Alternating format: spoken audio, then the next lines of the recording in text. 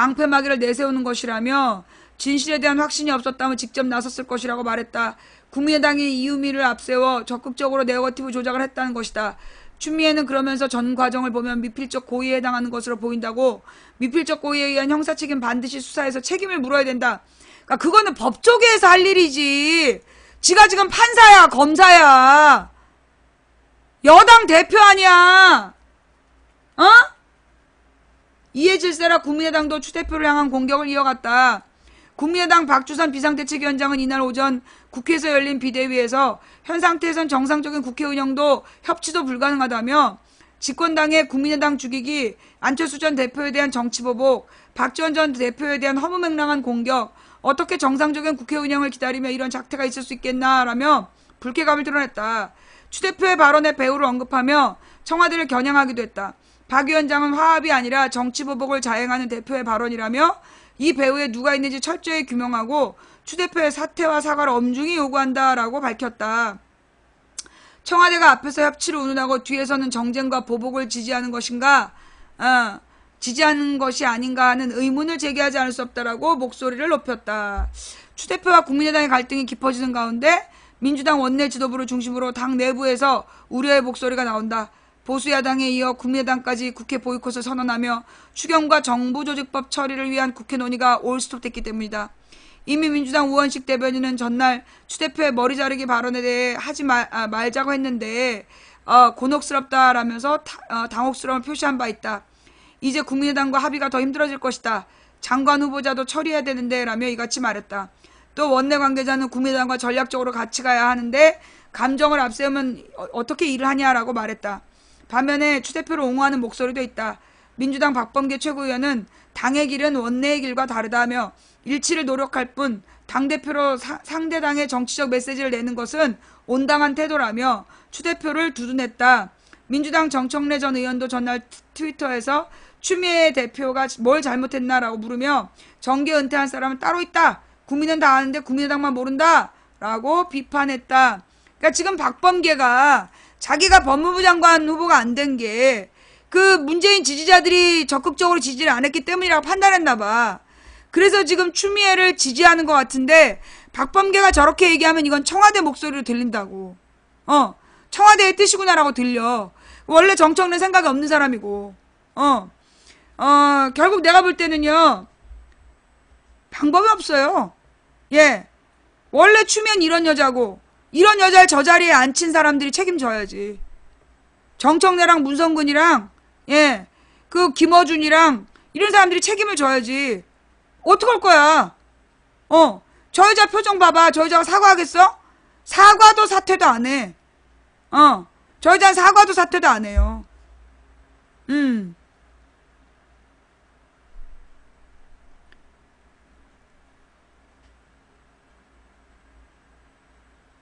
이 사람은요, 사과하지도 않고 사퇴하지도 않아요. 그리고 끝까지 자기 잘못을 시인하지 않는 사람이야. 얘는 가면 더 가. 더 끝까지 달려가지, 그러니까 민주주의 정치인이 아니라는 거야.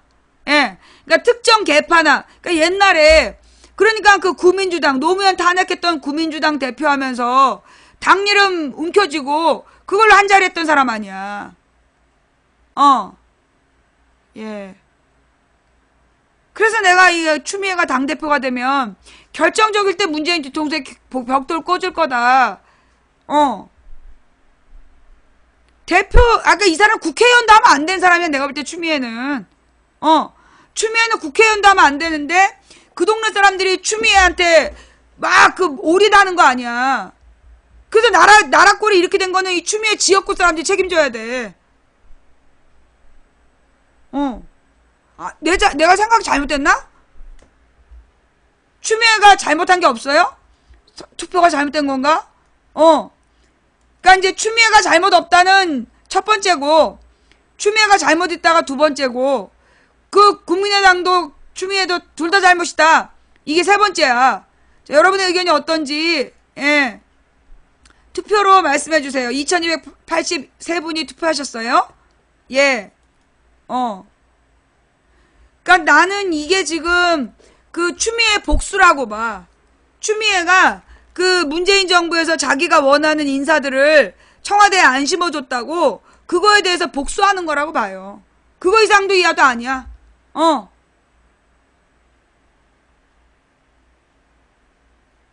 당대표를 끌어낼 방법이 없어요. 보통 양심적이면 어떤 그 스스로 물러나기도 하는데 추미애는 절대 스스로 물러나지 않아. 추미애 이제까지 한 번도 스스로 잘못해놓고 물러난 적이 없어. 사과한 적도 없고 사퇴한 적도 없어. 내가 그렇다고 그랬잖아요. 예. 내가 작년에 그랬잖아. 추미애는 절대 대표 자리에 안 물러난다. 잘못을 해도 절대 사과도 안 한다. 결정적일 때 문재인에게 뒤통수에 도끼 꽂을 거다. 예. 지금 이 상황에서 추미애를 옹호한다면 그건 결국 뭐냐? 국민의당으로 하여금 바른당 자유당이랑 협조하라는 판 만들어준 애들이야. 난 얘네들도 한 팀이라고 봐. 지금 추미애를 옹호하는 애들은 결국 국민의당, 바른당, 자유당이 묶어가지고 걔네 그 뉴라이트 3당이 묶어서 그 더민주 발목 잡는 거 그거 하도록 판 깔아주는 거야. 내년 지방선거 망치려고. 무능한 여당 소리.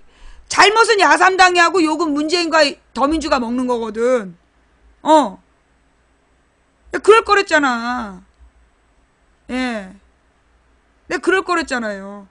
지금 추미애를 쉴드 치는 건 나는 현명한 짓이 아니라고 봐. 예. 여러분은 그렇게 생각 안 하세요? 하여튼 여러분의 의견 투표로 말해주세요. 제가 진짜 누가 어떤 투표했는지 절대 확인 안 해요. 그러니까 여러분의 의견을 투표로 표시해 주시면 전 숫자만 봐요. 내 일일이 그 아이디를 볼 만한 그런 열정이 없기 때문에 여러분의 의견만 보는 거니까 투표로 여러분의 의견을 말씀해 주세요. 2388분이 투표하셨어요. 예. 2388분이 투표하셨고요. 자, 결과 중간 집계가 무척 궁금하네요. 네. 국민의당과 합칠 때 됐다라는 발언에 홈페이지 마비. 예, 이때 또 우상호 의원이 성급했죠. 이런 얘기는 그 우상호 의원이 직접 할 말은 아니야. 지금 우상호가는 그건 맞아요. 예, 국민의당하고 합쳐야 될 때라는 말은 맞아. 그런데 이 말을 전 원내대표가 할 말은 아니야. 기다리는 거지. 예. 그럴 수 있는 판을 만들어 놓고 기다려야 되지. 이런 얘기를 대놓고 이렇게 발언하면 안 돼. 예. 우상호 전 더불어당 원내대표가 그 국민의당 조작 사건이 마무리되면 통합이나 연정에 대해 의논을 해야 될 때가 아닌가 싶다라고 발언했다가 누리꾼들의 격렬한 항의를 받고 있다. 이게 누리꾼의 항의야? 국민의당의 항의가 아니라? 왜 항의를 해? 국민의당이 항의하는 게 아니라 누리꾼이 항의하는 거야? 왜 항의하는 건데? 광주 MBC 라디오에 출연해서 국민의당 제보조작 사건과 관련해 안 전 대표나 당 지도부가 조작을 지시했거나 관여했을 것이라고 전혀 생각하지 않지만 여기 맞죠? 여기까지. 정치적인 책임은 분명히 있는 만큼 그런 책임을 져야 되고 검찰은 엄정히 수사해야 된다. 요 말까지 아무 문제 없는데? 예. 여기까지는 정확히 해야 될 말을 했고 그러면서 대통령 아들과 관련한 조작이고 정치적으로 있을 수 없는 일이다.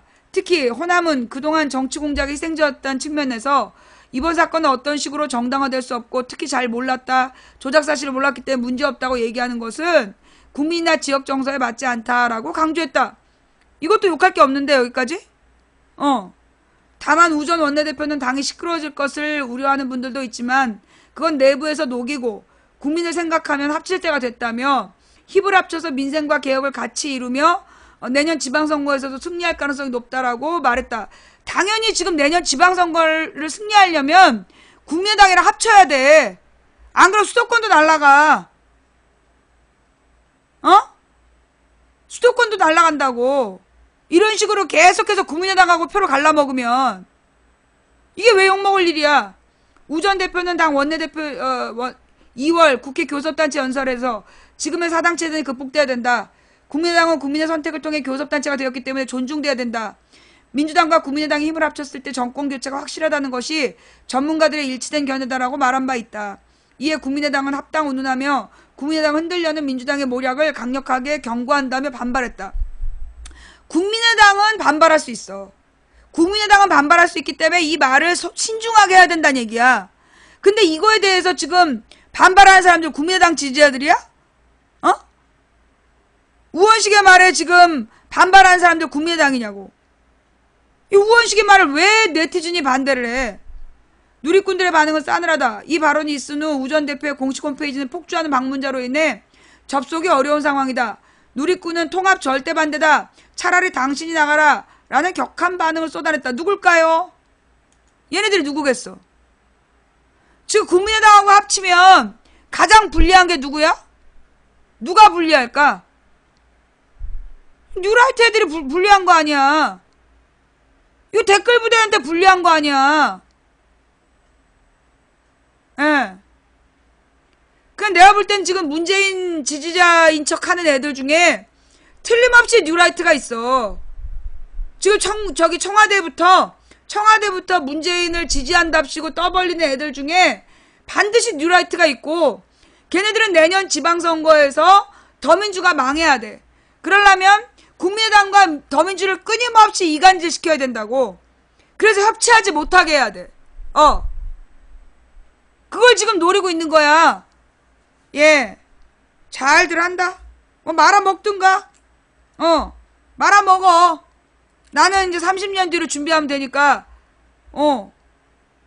더민주를 망하게 하는 게 걔네들의 목적인데 지금 거기에 덩달아 가고 있다는 거 아니야. 아유, 내가 추미애 안 된다고 그렇게 얘기를 했건만 들은 척도 안 하더니 결국 싹 다 말아드시네. 내년 지방선거 말아먹고 문재인 걸레대고 총선 말아먹고 문재인 탄핵되고 잘들 한다. 잘들 해.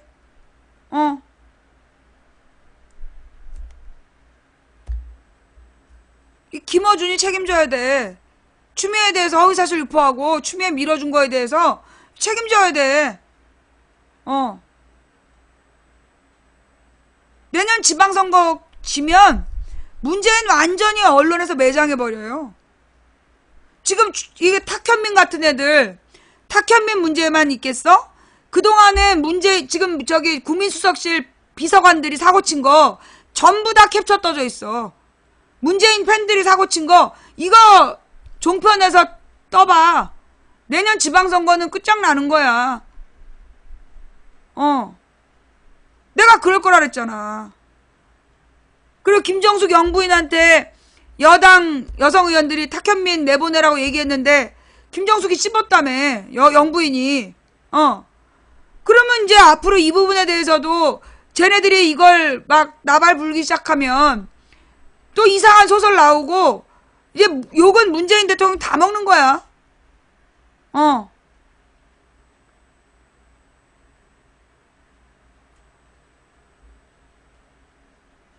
뭐라는 거야? 지금 뭐 내 말 못 알아듣겠어요? 예, 미안해요. 예, 못 알아듣는 분은 블랙. 예, 정신 차리라고. 이 문제를 어떻게 해결할 수 있을지. 예, 방법은 지금 추미애를 지지하고 추미애를 끼고 도는 그 청와대 인물들이 정신 차려야 돼. 지금 추미애를 끼고 돌면 안 된다고. 지금 추미애한테 가서 이제 문재인 빠돌이들이 막 잘한다 하니까 제가 저러는 거야. 지금 추미애가 막 저렇게 막 대세게 나오는 게 그 문재인 지지자, 내가 볼 때 그 50마리겠지. 문재인 문재인 빠돌이 50명의 악플러들이 잘한다 하면서 막 치켜 세워주니까 지금 추미애가 저러고 막 나가는 거야. 참 심각한 상황이죠. 예. 그 50마리가 문제야, 50마리. 예. 자, 그 다음에 또 심각한 문제가 있어요. 뭐냐면, 지금 이제 그 안종범 수첩에 대해서, 안종범 수첩을 간접 증거로 인정하기로 한 거. 그거는 문제가 안 돼. 그러니까 안종범의 수첩에 대해서 직접 증거가 아니라 정황 증거로 받아들인 거, 정황 증거라도 증거예요. 근데 문제는 뭐냐면 안종범의 증언이야.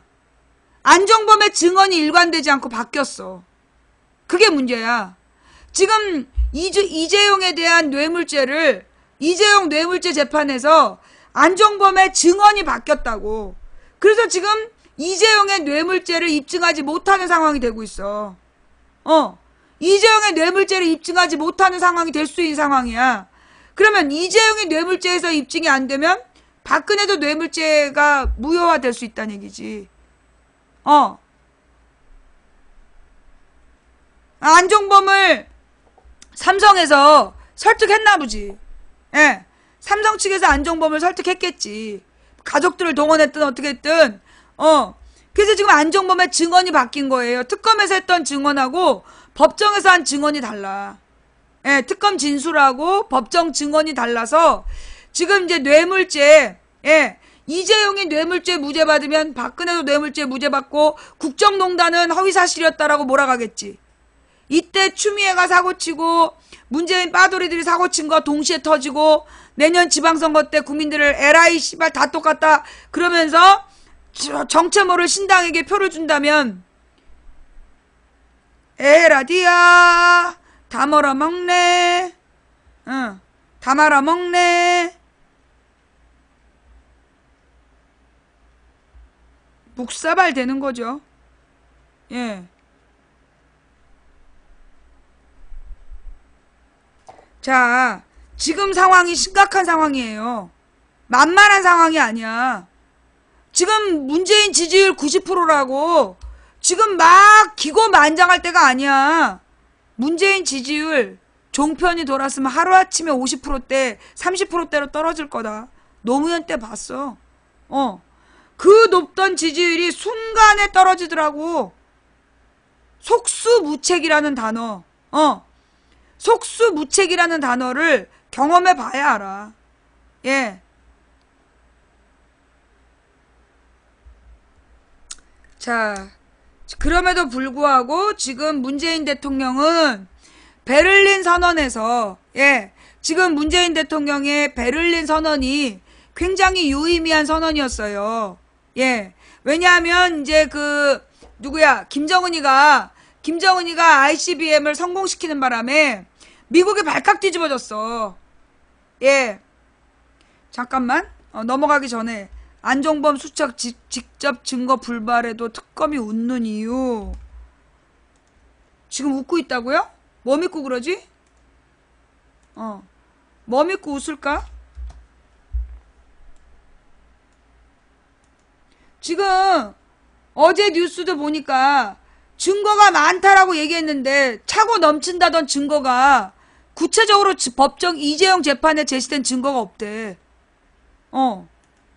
자, 변호인단 위법한 수집 등 주장 증거 채택 반대. 이재용 사건 재판부 간접 증거로 채택. 특검 직접 증거라고 주장한 적 없다. 간접 증거로 충분하다. 과거 기업 총수 사건 때 간접 증거로 유죄 입증한 사례가 많다. 그러니까 이거는 지금 특검이, 그러니까 사람들이 간접 증거냐 직접 증거냐 가지고 그 부분에 대한 이야기야. 간접 증거는 문제 안 된다니까? 예. 직접 증거가 아니라 간접 증거라는 건 아무 문제가 안 돼. 그것도 증거야. 문제는 뭐냐 하면 증언이 바뀐 게 문제라니까. 예. 뇌물 공여 혐의 등을 받는 이재용 재판이 종반으로 치닫고 있는 가운데 안종범 수첩의 증거 능력을 둘러싸고 특검과 삼성의 변호인단이 장외 여론전을 벌이고 있는데 대통령의 지시 전달 사항이 촘촘하게 적혀있는 이 수첩은 올 초 헌법재판소에 대통령 탄핵 심판 때도 헌재 재판관들이 국정농단의 전모를 드러내준 핵심 증거로 꼽을 만큼 파괴력을 인정받은 바 있다. 그렇죠. 그러니까 이 수첩 자체는 문제가 안 돼. 이 부회장의 재판을 맡은 서울중앙지법 형사 27부는 지난 6일 새벽까지 이어진 공판에서 이 수첩을 직접 증거가 아닌 정황 증거, 즉 간접 증거로 채택했다. 이를 두고 일부 언론과 삼성 변호인은 재판부가 직접 증거로 채택하지 않았다는 점을 강조하며 특검이 불리한 처지에 몰렸다. 특검이 부회장의 혐의 입증을 위한 추가 증거와 진술을 내놓아야 한다라고 분위기를 잡고 있다. 재판부가 이 부회장의 주장을 상당 부분 수용했기 때문에 특검이 불리해졌다는 평가를 하기도 했다. 이게 언론의 평가죠. 그런데 정작 특검 쪽 분위기는 이와 사뭇 다르다. 재판부의 선택을 성토하거나 불만을 드러내는 볼멘 소리도 나오지 않고 내부적인 위기감도 없다. 특검이 위기에 몰렸다는 언론 보도에 섭섭함을 표시하고 있을 뿐 공판 진행과 관련 여유마저 느껴진다. 왜일까? 재판 과정을 잘 아는 한 법조계 인사의 설명을 요약하면 이렇다. 뭐야, 누구? 재판 과정을 잘 아는 법조계 한 인사야. 특정인이 아니야? 그러니까 이건 검증해 봐야 돼. 증거는 형식적인 측면과 내용적인 측면 두 가지로 봐야 된다. 형식적인 측면에서 증거 능력이 있느냐는 것이고 내용적인 측면에서 그 증거가 어떤 가치가 있고 어떤 의미가 있느냐. 즉 직접 증거인지 간접 증거인지 간접 증거라도 얼마나 신빙성이 있는가 하는 것이다. 재판부는 우선 형식적인 측면에서 안종범 수첩의 증거 능력을 인정했다. 특검 쪽 주장을 100% 수용했다. 이 부회장 변호인단은 재판 때 지속해서 수첩이 위법하게 수집됐다며 증거로 채택하지 말아달라고 주장해왔다. 재판부가 이를 받아들이지 않은 것이다. 자, 여러분, 제가 뭐라 했어요? 여러분들이 간접 증거라고 막 분노할 때 내가 직접 이거 간접 증거라 해서 증거가 아닌 게 아니다. 아무 문제 안 된다 이러면서 내가 어저께 채팅할 때 보여줬구나. 예. 간접 증거라 해서 문제가 되지 않는다. 그것도 증거다. 그래서 정황 증거라는 게 법률 용어다. 한번 다시 보여드릴게요. 지금 이 얘기는 여기서 나오고 있는 얘기는 뭐냐면 지금 이제 간접 증거냐 직접 증거냐에 대한 얘기야. 간접 증거냐 직접 증거냐에 대한 얘기인데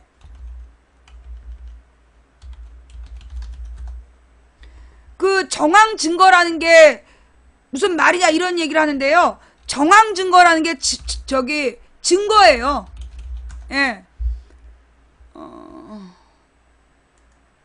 내가 어저께 채팅할 때 막 사람들이 들어와갖고 정황 증거라고 했다가 분노하길래 내가 아니다. 정황 증거가 아무 문제 없다. 그래서 정황 증거라는 말이 없다고 누가 막 그러더라고. 아니라고. 정황 증거라는 말이 법률 용어 사전이에요. 예. 정황 증거라는 말이 법률 용어 사전에 나와. 요증 사실을 간접적으로 추인할 수 있는 사실. 말이 좀 어렵죠? 예. 이게 무슨 말이냐. 요증 사실. 증명을 요하는 사실. 예. 증명을 필요로 하는 사실을 간접적으로 추리해서 인정할 수 있게 하는 사실. 즉, 간접 사실을 증명함에 의하여 간접적으로 사실을 증명해서 요증 사실의 증명에 이용되는 증거. 한마디로 증명해야 될 필요가 있는 사실을 증명하는 증거다. 증거란 얘기예요. 예? 지금 정황 증거라는 말을 지금 이제 이 삼성의 삼성의 누리꾼들이 마치 정황 증거는 진짜 증거가 아니라는 언론 플레이를 한 거야. 근데 정황 증거라는 말은 여기 나와 있잖아. 간접 사실을 증명함에 의하여 요증 사실을 증명하는 데 이용되는 증거를 정황 증거라고 한다. 증거야. 정황상의 증거도 증거로 채택돼요. 그걸로 유죄 판결도 가능해요. 예. 나한테 귓속말을 시도했기 때문에 블랙이야. 예. 나한테 귓속말을 시도하면 블랙이야. 강퇴시켜주세요, 쟤. 네. 정황 증거로도 유죄가 가능하고 판사가 정황 증거로 의심의 여지 없이 유죄로 판단하면 유죄가 되는 거야. 문제는 이게 정황 증거로 수첩이 채택된 게 문제가 아니라 안종범의 증언이 왔다 갔다 하는 거야. 안종범의 증언이 왔다 갔다 하면 이거는 문제가 돼요. 예. 정황 증거 이게 문제가 아니라 지금 삼성에서 언론 플레이로 직접 증거가 아니라 정황 증거가 됐기 때문에 특검이 오류다. 이거 주장은 말이 안 되는 거야. 근데 문제는 안종범의 입장이 왔다 갔다 하면 이거 재판에 불리해질 수 있는 거라고. 자, 뭔 말인지 알겠지? 자, 여기까지 일단. 그래서 지금 조금 아까 나오고 있는 한겨레 신문에서 특검이 웃고 있다는 얘기는 이게 이제 정황 증거라 그래서 불리한 게 아니다. 정황 증거도 증거다. 그 얘기를 하는 거예요. 예. 재판부가 우선 형식적인 측면에서 안종범 수첩의 증거 능력을 인정했다. 특검 쪽 주장을 100% 수용했다. 이 부회장 변호인단은 재판 때 지속적으로 수첩이 위법하게 수집됐다며 증거로 채택하지 말아야 된다고 주장했는데 재판부가 이를 받아들이지 않은 거다. 그렇다면 내용적인 측면에서 어떤가? 특검 관계자는 우리는 재판에서 수첩을 직접 증거로 채택해달라고 한 적이 없다. 대통령과 이 부회장의 독대를 녹음한 파일이라거나 대통령 또는 이 부회장 당사자의 진술이라면 직접 증거가 될 수 있지만 이거 내가 어저께 한 말 아닌가? 예. 내가 어제 이런 얘기를 아침에 채팅창인가 했어. 직접 증거라는 건 녹음 파일이라든가 이런 게 직접 증거가 되는데 그건 아니다. 그러나 간접 증거도 증거다. 그 얘기를 제가 어저께 채팅창에서 했어요. 지금 그 얘기를 특검이 하고 있는 거야. 대통령이나 부회장의 이재용의 진술이라면 직접 증거가 될 수 있지만 그런 건 애초에 없었다. 간접 증거, 정황 증거가 될 줄 알았고 중요한 건 어떤 식으로든 수첩이 증거로 채택돼서 증거 능력을 갖게 됐다는 것이다 라고 말했다. 특검의 또 다른 관계자는 이렇게 말했다. 수첩이 대통령과 안전수석 사이의 일에 대해서 직접 증거이고 대통령과 이 부회장 사이의 일에 대해서는 간접 증거가 맞다. 자! 요게 중요한 거야. 지금 이 부회장에 대해서는 간접 증거가 맞고 박근혜와 안종범 사이에서는 직접 증거다. 왜냐면 박근혜 말을 받아 적었기 때문에 이게 박근혜와 안종범 사이에서는 직접 증거가 되고 그 다음에 박근혜하고 이재용이 만난 내용을 안종범에게 지시했기 때문에 그거는 간접 증거가 맞다는 얘기예요. 이게 중요한 말이네, 이 말이. 예. 자, 뭔 말인지 알겠어? 지금 삼성이 자신 있는 건 이재용을 풀어줄 수 있다는 자신감인 거야. 그러니까 이재용에 대해서는 간접 증거가 맞지만 박근혜에게는 직접 증거다. 이 부분이 중요한 얘기야. 무슨 얘기인지 알겠어요? 네. 특검이 입증하려는 것은 대통령과 이재용 사이의 일이니 수첩은 직접 입증은 하지 못하고 둘 사이에 일어난 일을 추정해서, 그러니까 추리해서 단정하게 해주는 근거가 될 뿐이다. 그러니까 간접 증거가 됐다고 해서 아무 문제 안 된다. 단지 추단의 근거인데 왜 특검은 초조해하지 않는 것일까? 우선 수첩 관련한 안전수석의 진술이 이 부분이에요. 일관성을 유지하고 있기 때문이다. 안전수석은 다른 사안들에 대해 진술을 많이 바꾸고 있지만 대통령의 지시와 전달 사항을 수첩에 기재했다는 점만큼은 일관된 진술을 하고 있다. 상식적으로 기업 총수와 독대한 뒤 대통령이 수석에게 전달한 말은 거짓일 가능성이 매우 낮기 때문에 간접 증거라고 하더라도 증거로서의 가치는 매우 높다는 게 특검의 판단이다. 그러니까 지금 특검의 자신감은 박근혜에 대해서는 직접 증명이 가능하다는 부분이야. 근데 지금 언론에서 막 나오고 있는 얘기는 이재용에 대해서는 지금 진술이 바뀌었다는 부분이에요. 예. 지금 이제 이 안종범이 이 수첩을 대통령 말을 직접 듣고 적었다는 것은 일관되게 얘기를 하고 있는 거야. 그런데 이재용이 그러는 걸 봤냐? 또는 이재용이 그랬다라고 박근혜가 뭐 이렇게 얘기했냐? 그거는 기억이 없다. 이렇게 얘기했어. 그러니까 안종범이 이재용의 재판에 대해서는 진술이 지금 바뀌고 있는 거예요. 예. 그리고 이제 특검의 자신감은 박근혜의 뇌물죄는 증명할 수 있다는 거. 예. 네.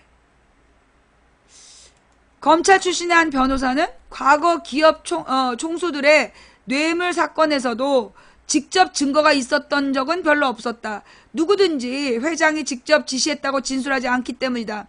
하지만 그 아래 임원이나 직원들의 행동을 간접 증거로 모으면 총수가 지시한 것일 수밖에 없는 추단이 가능하고 그 때문에 총수가 유죄를 받는 경우가 많다라고 말했다. 그는 또 헌법재판관들이 한 차례 판단했듯이 수첩은 몇 단계를 거친 간접 증거가 아닌 대통령과 총수의 독대 이후 한 단계만 거쳐 작성된 정황 증거라는 점에서 단순한 간접 증거로 평가절하할 수 없다라고 짚었다. 자, 그러니까 이게 입장을 정리하면, 자, 잘 들어요. 중요한 얘기니까. 지금 삼성에서는 어떤 언론 플레이를 하고 있냐면, 이재용에 대한 그 안종범 수첩은 간접 증거이고, 이재용이 그 말을 했다란 증거가 될 수 없다. 이재용이 그런 걸 요구했다라는, 이재용이 그런 걸 요구했다라고 직접 들은 게 아니기 때문에 안종범의 수첩이 이재용의 뇌물죄를 입증할 직접 증거가 아니다 라는 걸 얘기하는 거예요. 그게 삼성의 주장이야. 왜냐? 재판이 달라. 지금 박근혜 재판하고 이재용 재판이 달라요. 뭐요? 박근혜 재판하고 이재용 재판이 달라. 근데 이제 이재용 재판에서 삼성이 올인하는 게 뭐냐면, 지금 이재용이 그렇게 요구하는 걸 안종범 네가 들었냐? 그걸 직접 듣고 썼냐라고 묻는 거야. 그럼 안종범은 내가 직접 안 들었다라고 진술하잖아. 그죠? 그러니까 이거는 이재용이 요구했다라고 볼 수 없다. 요게 삼성의 주장이야. 그런데 지금 특검은 원래 그러니까 원래 총수들이 어떤 걸 지시했다라는 직접 증거는 언제나 없었다. 그런데 이재용과 박근혜가 대화한 뒤에 박근혜가 안종범한테 지시한 내용을 보면 얘랑 무슨 내용을 얘기했는지가 분명한 정황 증거이기 때문에 둘 다 뇌물죄다 라고 보는 게 특검의 주장이야. 예. 무슨 얘기인지 알겠어요? 그러니까 이재용 재판하고 박근혜 재판하고 특검의 입장하고 세 가지가 지금 조금씩 차이가 있는 거예요. 그럴 때 특검은 박근혜는 분명하다. 왜? 안종범이 박근혜 지시를 받고 썼다라고 얘기하기 때문에 박근혜 뇌물죄를 입증하는 데는 직접 증거다. 그러나 박근혜가 이재용한테 듣고 지시를 했기 때문에 이재용이 그런 요구를 했는지, 지금 이제 이재용의 요구는 뭐냐면 뇌물죄라는 건 대가성이고 대가를 요구했다는 걸 입증해야 되는데 대가를 요구했다는 증거가 없지 않느냐. 이게 이제 삼성의 논리야. 그러니까 그 논리가 지금 나가고 있는 거고, 그걸 가지고 이제 그럼 박근혜는 구분을 해야 된다는 거지. 지금 특검이 나서서 이재용 재판하고 박근혜 재판의 차이점을 설명하고 있는 거야. 얘는 간접 증거이지만 박근혜는 직접 증거다. 그리고 이쪽 재판부가 맘만 먹으면 삼성에게 뇌물 먹고 변절만 하지 않으면 간접 증거만 갖고도 유죄 판결이 가능하다. 특검이 그 얘기를 하는 거야. 근데 이재용은 간접 증거이지만 박근혜는 직접 증거다. 그래서 선긋기를 한 거야.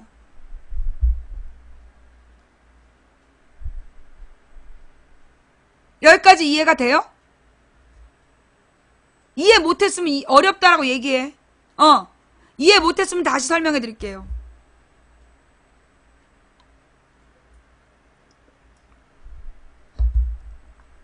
그러니까 일단 우리 네티즌들이 가져야 될 자세, 직접 증거가 아니라 간접 증거라고 분노하면 삼정원이야. 삼정원 덩다리. 간접 증거도 증거예요. 그건 문제가 안 돼. 그런데 안종범의 진술이 이재용 재판에서 번복이 됐다면 안종범의 진술을 가지고 이재용을 유죄 판결하는데 불리할 수 있어요. 왜냐하면 진술이 일관되지 않으면 얘가 특검에서 대답했던 그런 것 같다. 근데 재판부에선 정확하지 않다. 그러면 이거 진술이 바뀐 거야. 그러면 이재용 재판에서는 이재용이 풀려날 수도 있는 거예요. 그런 여지가 있다는 거야. 그러나 그 수첩 자체는 정황 증거라고 해서 증거 능력이 없는 게 아니다. 그러니까 그걸 가지고 막 분노하면 안 된다. 오케이? 그리고 지금 박근혜 재판까지로 이제 틀림없이 친박 유튜브 쓰레기 방송들이 유튜브의 친박 쓰레기 방송들이 박근혜 재판도 오류다라고 주장할 텐데 그때 우리가 분명히 끊어줘야 된다. 박근혜와 안종범 수첩이 박근혜 재판은 직접 증거다. 왜? 박근혜 지시를 직접 받아 적은 거기 때문에. 그거는 직접 증거이기 때문에 요걸 요렇게 연결시키면 안 된다라고 우리가 끊어줘야 된다고. 오케이? 예. 만약에 어려우면 내가 다시 또 나중에 설명할게요. 예. 그 다음에 지금 이제 이 유튜브에서 내가 그러니까 웃기는 게 뭐냐면 유튜브에서 어떤 사람이 사고를 쳤대. 뭐 전철에서 뭐 라면 끓여 먹고 이런 걸 유튜브에 있는 어떤 BJ가 사고를 쳤다는 거야. 근데 그 내용을 가지고 댓글로는 아프리카를 욕하고 있대. 아프리카를 또 욕먹고 있는 거야. 왜일까? 왜 아프리카를 욕하지? 내가 한 방 날린 거야? 뭐 어쨌다고. 어저께 내가 특별한 일 안 했어. 다만 유튜브를 떠나기로 했지. 내가 유튜브에서 나오기로 한 게 유튜브에 굉장히 그러니까 유튜브를 가지고 공작질 하려는 애들한테 마음이 상했나봐? 예. 아니야, 내가 유튜브를 나오겠다고 했는데 왜 이렇게 민감한 반응들을 해? 왜 또 아프리카 철구님을 까고 지랄이야? 이거 유튜브에서 사고 친 거잖아. 근데 왜 개인 방송이라고 애매하게 달아? 아프리카는 아프리카로 꼭 집어서 지랄들 하면서 유튜브가 잘못했으면 유튜브가 잘못해서 기사를 써야지. 기레기들아. 왜 개인 방송이라고 치고 아프리카를 욕하냐고. 유튜브에서 있었던 일을. 그러면 왜 지금 왜 아프리카를 욕하느냐. 이거는 뭐냐. 내가 유튜브 시사를 나오기로 했기 때문이라고 나는 봐. 예. 왜냐하면 내가 유튜브에 계속 방송을 올리면 그걸 가지고 지네들이 사실 그렇잖아요. 내 얘기와 나머지 쓰레기들 아니야? 내가 너무 교만한 건가? 나의 이야기는 이 쪽대본이 분명한 한마디로 출처가 분명한 나는 증거를 가지고 얘기하는 거야. 나머지는 쓰레기들이잖아. 그치? 그러니까 망치 부인의 이야기와 나머지 쓰레기들이라 내가 있으면 이 쓰레기들이 마치 나랑 동급이 되는 거야. 나는 근거를 갖고 얘기하고 얘네들은 말도 안 되는 허위사실 유포하고 있는데 그게 시사라는 이름으로 내가 같이 있으면 얘네들한테 신빙성을 주는 거야. 그래서 내가 나오는 거야. 내가 그래서 나오는 거예요. 유튜브 시청자들이 그걸 알아야 돼. 내가 왜 유튜브를 그만두느냐 하면 나는 증거를 갖고 얘기해. 근데 내 방송에 계속 쓰레기 방송들 달아놓으면 마치 이 쓰레기 방송들도 내 말처럼 증거가 있는 걸로 보인다고. 근데 얘네들은 증거가 없는 얘기야. 그러니까 내가 여기서 빠져버리면 얘네들은 진짜 허위사실만 유포하는 애들인 거야. 그래서 내가 나가는 거예요.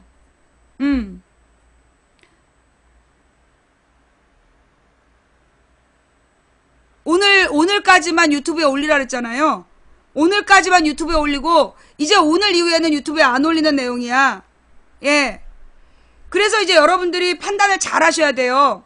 내가 유튜브를 나오는 이유가 옛날에 내가 그 촛불 집회 때 그러니까 2008년에 무수한 우후죽순처럼 수십 개의 촛불 방송들이 있는데 여기서 정파질을 하더라고.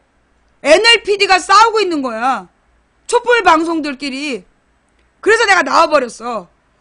여기 얘네들이랑 어울리면 내 방송까지 좌파 운동권 방송으로 오해를 받겠구나. 그래서 내가 나와버린 거예요. 왜냐하면 진보들끼리 노선 투쟁을 하더라니까. 촛불 방송을 하면서. 그래서 내가 나온 거예요. 그래서 내가 그러니까 촛불이라고 달아달라고 해서 달았을 때는 촛불 방송 몇 개 없었는데 내가 촛불이라고 딱 방송을 다니까 이것저것 전부 다 촛불이라고 제목을 달고 촛불로 검색하면 방송이 20몇 개가 뜨는 거야. 그러면 막 나보다 시청자가 많은 방송이 많았어. 되게 자극적이고 막 이러면 다 많이 봤단 말이야. 근데 얘네들이 나중에 노선 투쟁을 하더라고. 진보 세력들끼리. 그래서 내가 촛불을 딱 더 이상 쓰지 않게 된 거야. 그러니까 막 쫓아와가지고 왜 촛불을 안 쓰느냐는 거야. 왜 촛불을 뗐냐고. 촛불을 다시 달아달래. 근데 싫다. 그 촛불 방송 애들이 수준이 너무 높아서 나는 그렇게 수준 높은 사람들을 위한 방송이 아니라 잘 모르는 사람들한테 뉴스 해설하는 단어 뜻 설명하는 방송이다. 수준 높은 너네님끼리 노세요. 우리는 수준 낮은 그 초보 시청자들을 내가 설명할 테니까 수준 높은 너네님끼리 노세요. 이랬단 말이야. 나중에 얘네 노선 투쟁하다 다 끝났어. 예. 걔는 노선 투쟁하다가 다 끝나버리고 나는 그냥 이렇게 살아남은 거지. 그때 딱 갈라섰기 때문에. 나는 지금 유튜브에서 내 방송을 내가 빼는 이유가 딱 하나예요. 솔직히 지금 유튜브에서 내 방송만큼 근거 갖고 방송한 데 있어? 나만큼 기사를 근거로 해서 단어도 설명하고 사실에 근거해서 추측하고 팩트를 나열한 다음에 판단하게 하고 그런 방송 있냐고. 없잖아. 그럼 내가 거기 있으면 나머지 애들도 마치 그렇다란 착각을 하게 해. 그래서 내가 나오는 거예요. 내가 유튜브에서 나오는 이유가, 유튜브에 더 이상 올리지 않는 이유가 그거라고. 유튜브의 쓰레기 방송들에게 신뢰감을 줘. 나랑 동급으로 오해하게 하고. 그래서 내가 나오는 거야. 팩트TV는 현장 생중계니까 당연히 현실이고.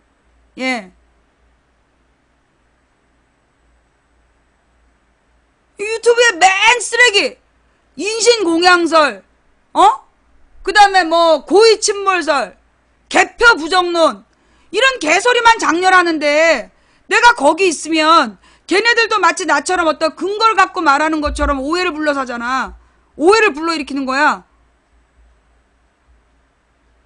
그래서 내가 나오는 거예요. 예. 그래서 유튜브 방송을 안 한다니까, 블랙리스트 걸린 분들이 어떡하냐고. 다음 주에 내가 전화번호도 바꾸고, 그러면 자기네들이 이제 앞으로 방송을 못 보게 되냐고 그러는데요. 데스크탑으로 아프리카 방송국에 로그인을 하고, 그리고 망치부인 방송국으로 들어와서 공지글에 있는 망치부인한테 클릭을 하면 쪽지를 보낼 수 있어. 이러이러한 사연으로 내가 블랙이 걸렸는데 한 번만 풀어달라. 그럼 내가 풀어준다는 거지. 아니면 앱으로 비로그인으로 보면 돼요. 여러분이 앱을 지우고 아프리카 앱으로 블랙이 걸렸다. 그러면 아프리카 앱을 지우고 다시 깔아서 로그인하지 않고 보면 볼 수 있어요. 보는 건 되는 거야. 뭔 말인지 알았죠? 자, 그래서 이 망치부인이 유튜브를 나오게 됐다라는 걸 다시 한번 말씀드리면서 문재인의 베를린 선언에 대한 이야기를 할게요. 예. 그리고 이 한중 정상회담 내용. 요게 오늘의 메인이야. 예. 자, 잠깐 노래 한 곡 듣고 요 내용을 설명할게요.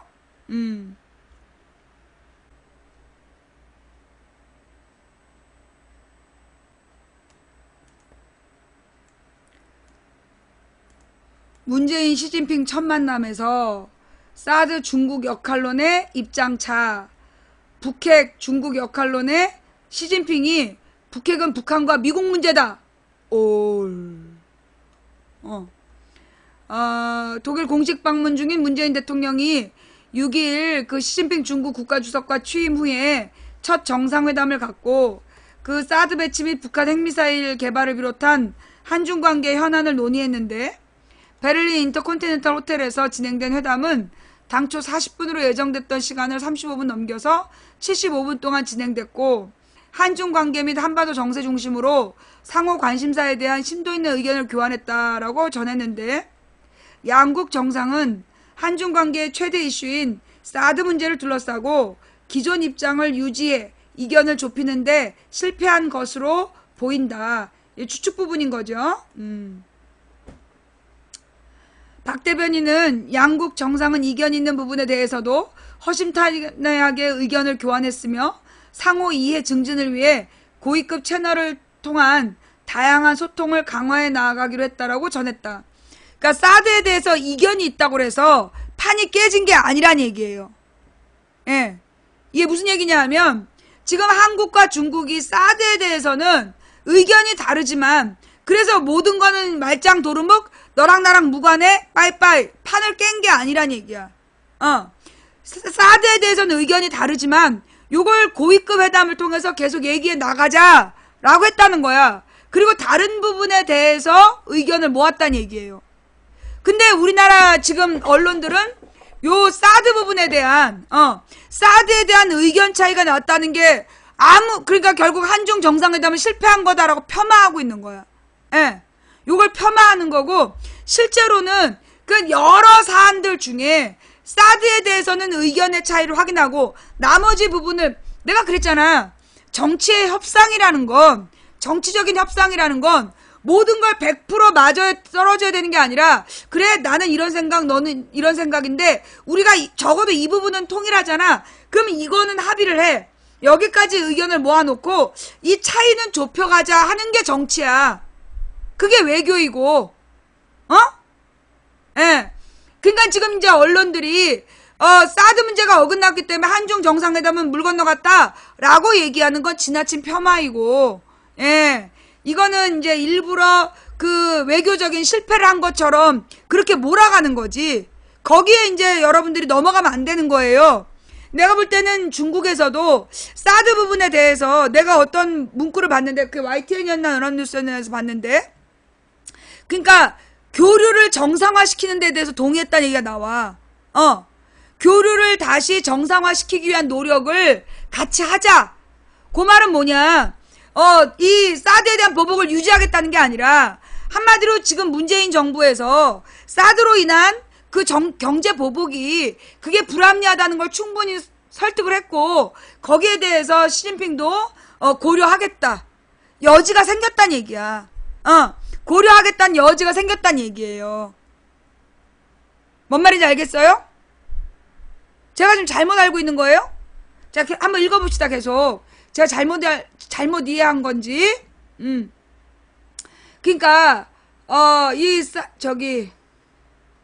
첫 번째 정상회담이란 점 등을 감안해서 사드라는 직접적인 표현 대신 이견이 있는 부분이라는 완곡한 어법을 사용해 발표하고, 향후 고위급 회담 등 채널을 통해서 접점을 모색해보자는 쪽으로 의견을 모았다는 것이다. 예, 요 말이 그 말이에요. 한마디로 사드 어떡할 거야? 라고 한 게 아니라 각자 차이를 알겠다. 각자 입장 알겠다. 중국은 중국 입장이 맞고 우리는 우리 입장이 맞아. 그러니까 우리가 각자 의견이 다른 부분을 인정하고 앞으로 접점을 찾아가 보자 라고 얘기한 거예요. 그 다음 사드 배치에 관한 양국 정상의 구체적인 발언과 관련해 청와대 고위 관계자는 지금까지 서로가 해왔던 입장을 얘기했다라고 밝혔다. 한마디로 이제 각자의 생각을 다시 한번 확인했다는 얘기야. 그러면 이런 부분은요, 중국은 뭐라고 발표했는지를 봐야 돼. 중국이 뭐라고 발표했는지를 좀 갖고 와봐요. 문 대통령은 지난달 30일 미국 그 국제전략문제연구소 연설에서 한국의 주권적인 결정에 중국이 부당하게 간섭하는 것은 옳지 않다라고 중국의 사드 철회 주장을 반박한 바 있다. 그러나 이날 정상회담에서 문 대통령은 이 같은 직접적인 언급보다 사드가 북핵 고도화에 따른 방어용 무기체계라는 점을 강조하며 시 주석을 설득했다는 전언이다. 한마디로 이제 그 북핵 문제, 이게 이 사드의 원인이다. 요렇게 지금 설득했다는 얘기예요. 즉, 그 이제 사드에 대한 왜 그 봐주지 않느냐, 우리의 입장을, 우리의 주권적인 입장을 중국이 부당하게 간섭하는 게 옳지 않다. 요렇게 얘기한 게 아니라, 사드가 북핵 고도화에 따른 방어용 무기체계라는 점을 강조하면서, 시 주석을 설득했다. 요런 얘기예요. 이 관계자는 특히, 사드 해법과 관련해서, 자, 요 두 가지 차이를 알겠어?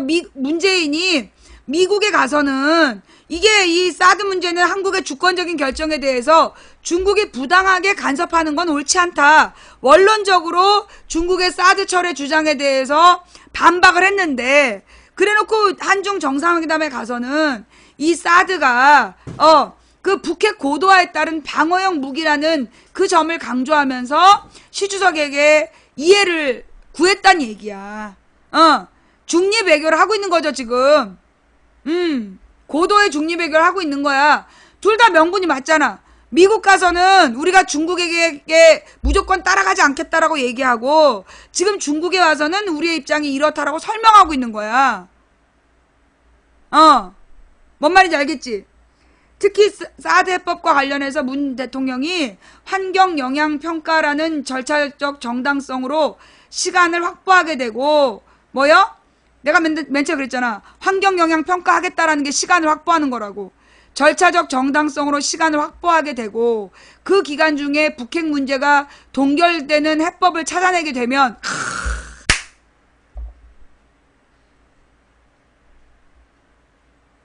와, 환경 영향 평가라는 절차적 정당성으로 시간을 확보하게 되고, 그 기간 중에 문제의 원인, 즉 북핵 문제 동결 같은 해법을 찾게 되면 사드도 해결책을 찾을 수 있는 거 아닌가?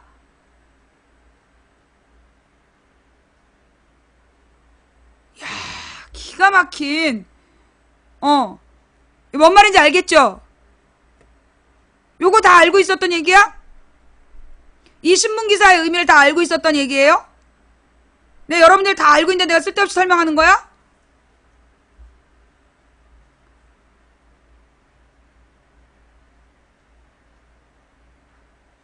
알았던 사람도 있고 몰랐던 분들도 있고.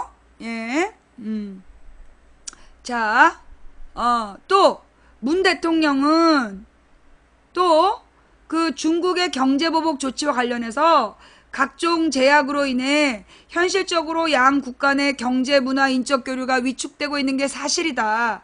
이런 상황이 지속되는 것은 양국 국민 관계 발전에 미친 영향을 감안해 각 분야에서 교류 협력이 더욱더 활성화될 수 있도록 시 주석의 관심과 지원을 해달라고 요청했다. 이에 시 주석은 중국민들의 관심과 우려를 고려하지 않을 수 없어. 이 말이 중요한 거야. 양국 간의 교류 협력이 정상화되고 나아가 보다 높은 차원에서 확대되기를 희망한다. 라는 원론적인 언급으로 대응했다. 한마디로 가능성을 열어뒀다는 얘기예요. 예.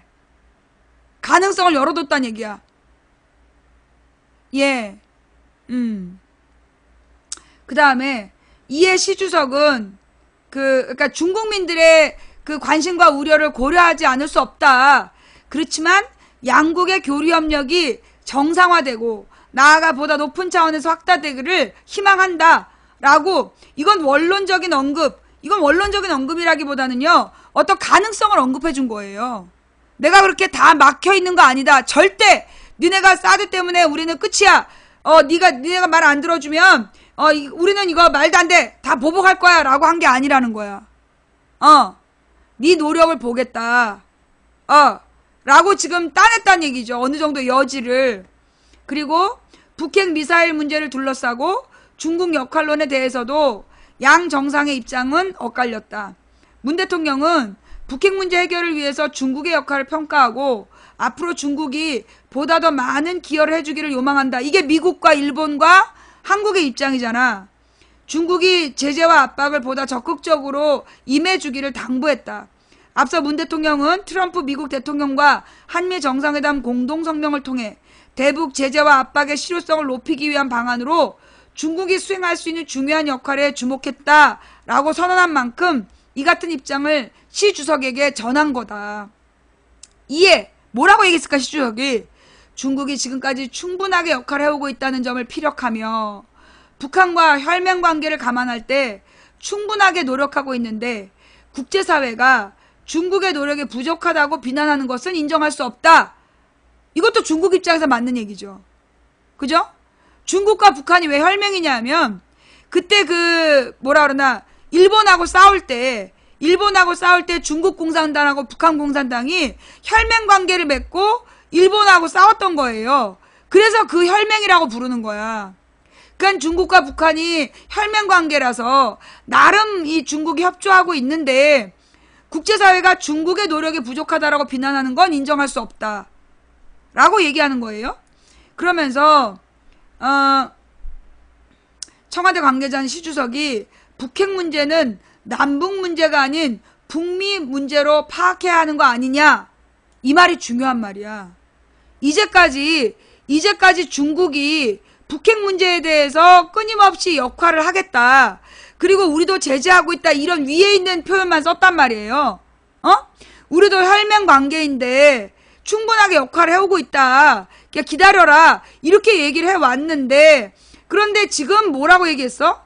지금 북핵 문제는 남북 문제가 아니라 북미 문제로 파악해야 되는 거 아니냐. 굉장히 중요한 얘기를 한 거예요. 중국에만 이를 떠넘길 게 아니라 미국이 책임지는 거니까 국제사회가 함께 논의해야 된다. 정확하게 얘기한 거죠. 본질적인 문제를 찌른 거야. 우리가 미처 고민하지 못했던. 예. 이러니까 우리가 같이 기사를 읽어야 돼. 그죠? 여러분 이거 혼자 읽을 때하고 같이 읽으니까 느낌이 다르지? 그지? 다만 양국의 정상은 북한의 대륙간 탄도미사일 발사가 용납할 수 없는 행위라는 점은 이거는 동의한다는 거야. ICBM을 발사한 거는 용납할 수 없는 행위다 라고 인정하고 북핵과 미사일 문제의 근본적인 해결을 위해 긴밀히 공조해 나가기로 했다라고 얘기했다. 한마디로 북핵 미사일을 원론적으로 받아들일 수가 없다. 그리고 이 북한 미사일 문제를 북핵과 미사일 문제를 해결하기 위해서 긴밀히 공조해 나가겠다는 약속을 했다는 건 차이가 있지만 공조의 틀을 깨지 않겠다는 거야. 너랑 나랑 끝이야. 너는 미국의 하수인이야 라고 끝낸 게 아니라 공조해 나가자. 서로의 양국의 입장을 확인하면서도 공조해 나가자라고 합의했다는 거죠.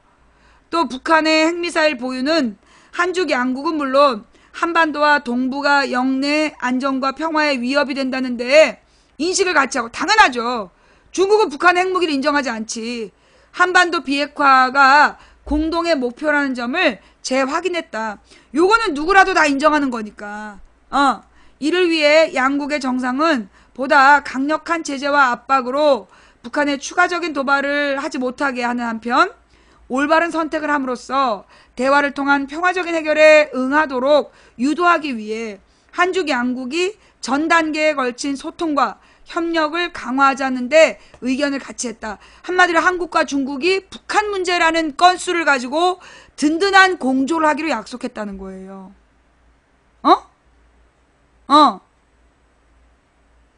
예. 뭐요? 자, 지금 요 말은요, 양국 정상이 보다 강력한 제재와 압박을 통해서 북한이 추가 도발을 하지 않도록 이 최선의 노력을 다하는 양국의 그 소통을 강화하자. 요것도 공조 시스템을 강화하자는 약속을 했다는 거야. 그러니까 한마디로 한국이 미국하고 중국의 사이에서 중립 외교를 하겠다라는 걸 명백했다는 얘기죠. 예. 한중 공조로 북미 문제 해결하자. 정확한 표현이에요, 백수 투자자님. 예. 한중 공조로 북미 문제를 해결하는데 서로 협조하자. 소통하자. 엄청난 결과를 가져온 거야. 이날 정상회담에서 시 주석은 남북관계를 주도적으로 모색해 나가겠다는 문 대통령의 입장에 힘을 실어주기도 했다. 중요한 얘기죠. 이거를 너를 못 믿겠다. 그 북한과 아니 중국과 미국이 이 문제를 주도하겠다가 아니라 그래 문재인 당신이 주도하겠다는 거 동의한다. 그래서 미국과 중국으로부터 한반도 문제에 대한 주도권을 양국에서 인정받았다는 얘기예요. 예. 뭔 말인지 알겠어? 지금 한국과 중국으로부터 양쪽에서 문재인의 한반도 문제의 해결 주도권을 인정받았다는 얘기예요. 예.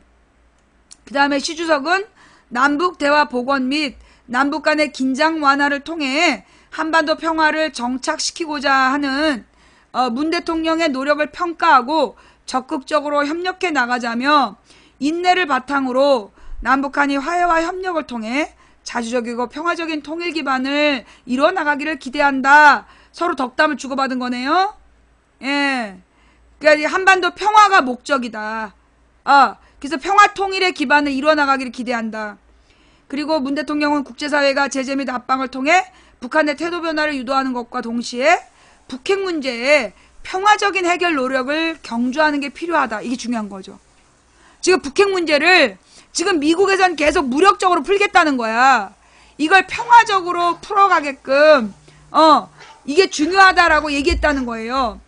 중국이 유엔 안보리 의장국으로서 주도적인 역할을 해달라고 요청했다. 한마디로 유엔 안보리의 동의가 없으면 북한에 대한 공격을 못하거든. 그러니까 유엔 안보리 의장국으로서 북핵 문제를 평화적으로 풀어갈 수 있게 도와달라. 그 얘기를 한 거야. 문 대통령은 이어 G20 정상회의 직전에 북한의 미사일 도발이 이루어진 만큼 경제 문제를 다루는 장이지만 이런 중대한 문제를 논의하지 않는 건 적절하지 않다며 참석 정상들이 제재와 압박과 함께 대화를 통한 평화적인 해결을 위해서 공동의 의지를 피력하는 게 필요하다라고 말했다. 이에 시 주석은 중국이 대북 안보리 결의안의 완전한 이행을 위해 노력 중이라며 북핵 미사일 저지를 위해 최대한 노력 중이다. 중대한 사안이라는 것을 감안해서 G20 정상회의 중 정상들 간에 공동 의견을 도출할 수 있을지 협력적인 자세로 임하겠다라고 화답했다. 굉장히 상식적이고 합리적인 얘기를 주고받았다는 얘기예요. 그죠? 예. 무슨 얘기인지 알겠지? 정은이가 똥을 쌌는데, 예. 김정은이가 똥을 쌌는데, 그러니까 김정은이는 충격요법으로 나 사고 칠 거야? 나 사고 칠 거야? 이러면서 지금 자해를 하겠다는 거야. 인질극을 벌이고 있는 거거든. 남한을 인질극으로. 그래서 지금 남한이 소위 협상을 맡은 거야. 그래서 미국과 중국 사이를 그 중립외교로 양국을 설득하면서 이 한반도의 평화라는 걸, 한반도의 평화를 양국으로부터 승인받고 그 다음에 주도권을 행사하겠다라고 승인을 받았다는 게 그게 한중 정상회담의 가장 큰 성과예요. 예. 제가 제대로 이해한 거 맞죠? 예. 제가 지금 제대로 이해한 거 맞죠? 그 다음, 예. 아니, 자꾸만, 사드에서 어긋났으면 다 잃은 거 아니냐? 그런 얘기를 하더라고. 그게 아니라고. 얘 외교라는 걸 극과 극으로 보면 안 돼. 정치나 외교를, 극과 극으로 보면 안 된다. 자, 중국, 시진핑 문재인, 대화를 통한 북핵 문제, 내가 뭐라 했어? 중국 언론의 반응이 중요하다 그랬죠. 자, 우리 측 발표 말고 중국 측의 발표가 중요한 거야. 자, 여기에 대한 중국 언론의 발표를 한번 볼까요?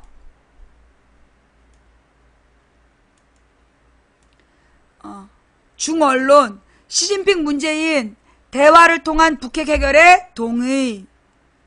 한중 정상회담 내용을 비중 있게 보도. 중국 사드 관련 입장을 바꾸지 않을 것이라는 전문가 관측도 실었다. 예. 한마디로 둘이 평화적으로 해결하려는 거에 대해서 동의를 했다. 합의했다라고 지금 발표해 줬다는 거예요. 그러니까 이거는 지금 이걸 만약에 문재인을 막 욕을 한다든가 이러면 굉장히 심각하다고 비판적으로 얘기했다면 한국 그 박수현의 발표가 거짓말인 건데 그게 아니라 중국 언론도 이렇게 동의했다라는 표현을 썼다면 이거는 되게 좋은 평인 거죠. 문재인과 시진핑 정상회담을 진행한 가운데 중국 언론들이 양국 정상이 한중 관계 개선과 평화로운 북핵 문제 해결에 동의했다는 내용을 비중 있게 보도했다. 오케이. 오케이. 잘한 거예요. 한중 관영 영자지 글로벌 타임스는 한중 정상회담에서 두 정상 간의 오간 대화 내용을 7일자 일면 머릿 기사로 소개하고 중국이 한국의 사드 고고도 미사일 체제 관련한 기존 입장을 바꿀 것 같진 않다는 전문가들의 분석을 덧붙였다. 그러니까 한마디로 이제 중국은 중국대로 사드에 대한 비판적인 입장을 안 바꾼다는 거야. 중국 관영 신화통신은 한동안 한중 관계가 어려움에 직면했지만 이는 우리가 보고 싶은 것이 아니다 라며 한국을 중시하는 입장에 변화가 없다. 이게 시 주석의 말이래. 시진핑이 한중 관계가 한동안 어려움을 겪었지만 이건 우리가 보고 싶은 게 아니다. 그리고 한국을 중시하는 입장에 변화가 없다 라는 발언을 중국 언론이 특히 신화통신이 발표했다. 한마디로 한중 관계가 굉장히 좋아졌다. 돈독해졌다. 이런 얘기예요. 시 주석은 한중 수교 25주년을 계기로 수교 이래 경험과 교훈을 진지하게 되돌아보고 초심을 잃지 않고 함께 손잡고 나아가야 한다며 한중 관계를 이른 시일 내에 건강하고 안정적인 발전에 정확한 궤도로 되돌리길 원한다. 한마디로 지금은 만족스럽지 못하지만 정확한 관계로 되돌리기를 원한다. 한마디로 한중 관계 개선을 소망한다 라고 얘기했다는 거야. 또 양국이 서로의 핵심 이익과 중대 우려를 존중해야 한다며 한국이 한중 관계 개선을 위한 장애물 제거를 위해 중국의 정당한 우려를 중시하고 자, 한중 관계 개선을 위한 장애물 뭐겠어? 사드겠지. 요 제거를 위해 중국의 정당한 우려, 중국의 고민을 중시하고 중요하게 생각하고 관련 문제를 적절히 처리해야 된다는 시 주석의 사드 관련 발언도 전했다. 이거는 뭐 중국 입장에서 당연한 거죠. 요거를 변경할 수는 없는 거야. 중국 언론들은 북한의 핵 개발과 대륙간 탄도미사일 발사로 인한 한반도 정세 불안에 대해 해법으로 양국 정상이 대화와 협력을 통한 해결에 동의했다. 한중이 서로 협력하기로 했다는 얘기죠. 이걸 강조했다. 그러면서 지금 이제 미국이 원하는 건, 트럼프하고 아베가 원하는 건 한미일 공조로 중국을 압박하길 원하는 건데, 지금 중국 언론에서는 한중이 서로 대화와 협력해서 북핵 문제를 해결하기로 했다라고 얘기를 하는 거야. 그래서 이 미국과 일본이 원하는 한미일 대 북중러의 구도에 동의하지 않는다는 거죠. 그렇지 않을 것이다라고 얘기를 하는 거야 지금.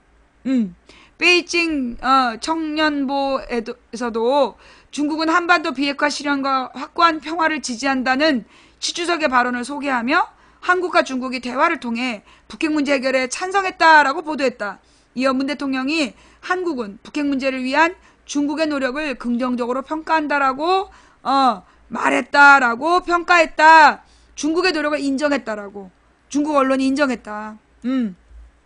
그래서 여러분 있잖아, 우리가 이제 외교 문제를 접할 때는 언론의 보도를 무조건 믿으면 안 되고 우리 측의 발표와 중국 측의 발표를 같이 비교하는 거야. 그래서 판단해야 되고, 그 다음에 우리가 100% 내 말을 저쪽에다 씹는 게 이기는 게 아니야. 서로의 차이는 차이대로 인정하되 차이를 인정한 하나, 동의하는 부분에서 합의를 받으면, 똑같이 생각하는 부분을 합의하면 그게 성과인 거야. 그만큼을 얻고 그 다음에 차이를 줄여가는 거예요. 그래서 내가 볼 땐 지금 한중 정상회담은 100점 만점에 95점이다. 난 이렇게 봐. 그러니까 한미 간의 정상회담은 나는 100점 만점에 300점이고 한중 정상회담은 100점 만점에 95점이다. 굉장히 잘했다 이것도. 예. 한미 정상회담은 이제 문정인 교수가 가서 먼저 선빵 날리고, 그래서 무엇보다 왜 문제 300점이냐 한미 정상회담은 트럼프가 미쳤기 때문에, 트럼프가 합리적이지 않기 때문에, 그런 미친 트럼프를 대상으로 이 정도를 얻어낸 건 300점이고, 이 시진핑은 워낙에 합리적이기 때문에 100점 만점에 95점을 얻어낸 건 내가 볼 때 최고점이다. 원래 외교에서 100점은 없어. 100점을 얻기 때문에 문재인이 한중 정상회담에서 최고점을 얻은 거다. 그러니까 한중의 중립이라는 명확한 틀을 만들었고, 한중 간에 대화하고 한미 간에 대화하고, 그러면서 주도권을 한국이 갖겠다라는 것을 양국으로부터 도출을 했다라는 거, 이거는 박수를 받아야 될 문제예요. 비난받을 문제가 아니야. 뭔 말인지 알았지? 예. 뭔 말인지 알았죠? 나는 문재인의 외교라는 부분에 대해서는 분명하게 인정하는 사람이야. 내치에 있어서 특히 인사 문제에 청와대 살림꾼들에 대한 불만이 있을 뿐이지, 장관들이라든가 외교에 대해서는 나는 지지하는 편이에요. 예, 오해하지 말아주시고요. 나는 잘한 건 잘했다, 못한 건 못했다라고 인정하는 사람이에요. 예, 그 다음에 이제 베를린 구상 이 부분으로 넘어갈게요.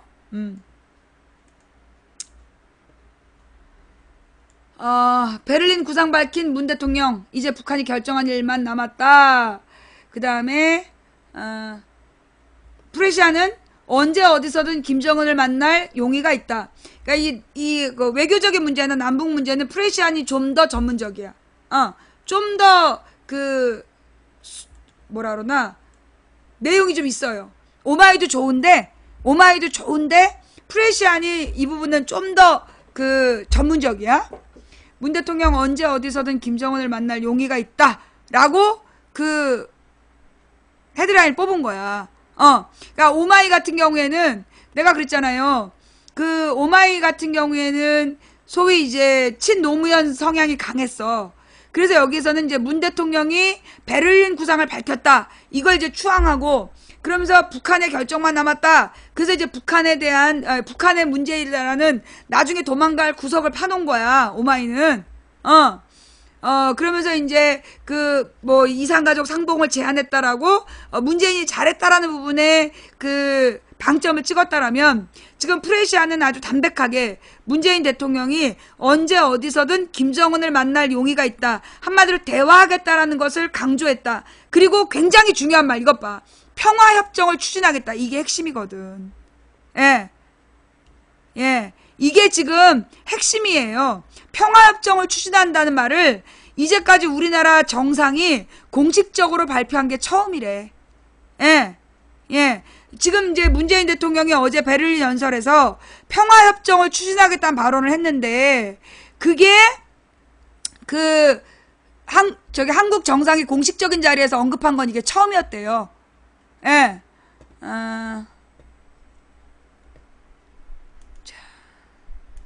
꼭 이렇게 일베스러운 발언을 하면서 분위기도 모르는 것들이 와서 떠들고 있어요. 꺼져.